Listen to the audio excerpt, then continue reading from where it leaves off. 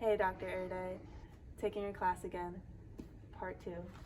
So we're using my iPhone to film this video because I still haven't gotten the other software because I need permission for this computer. Anyway, on to the video. Here we have the code.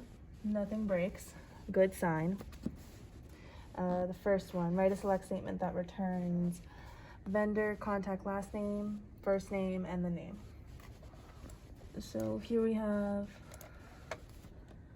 last name, first name, vendor name in chronological order according to the last name.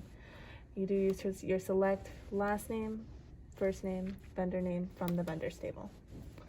Exercise 2 is asking you to select 4 columns, all from the invoice table.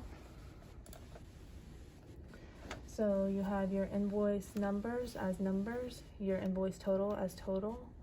You have your credit as your payment total plus your credit total, and you have your balance, invoice total minus the credits. And I just expanded on the credits to make it easier and name it as balance, all from the invoice table. And then you got the results. Exercise 3 was simply asking to sort the contact name, ascending from last name to first name. And here we have that. You do your last name first, concatenate it with a comma and a space with your first name, and you label it as full name from your vendors table.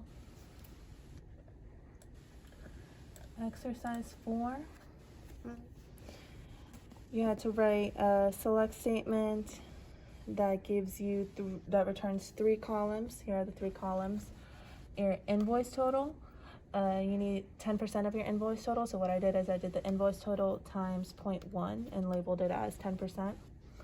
And your invoice total plus 10, and I labeled it what the book told me to label it. Oh, and then you wanted your invoice total to be greater than 1,000 and to have the highest number of your highest invoice number first. So that's why I have the descending clause right here next to the order by. Exercise 5 asks you to modify exercise 2 to filter out your invoice total between 500 and 1,000.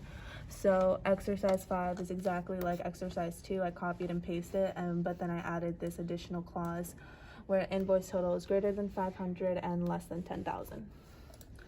Last but not least, exercise 6 asked you, this one was tricky. All right, this one asked you to modify exercise 3. So I did again, just copy and paste, and I just added this where clause to find the last name of the contact that had A, B, C, or E.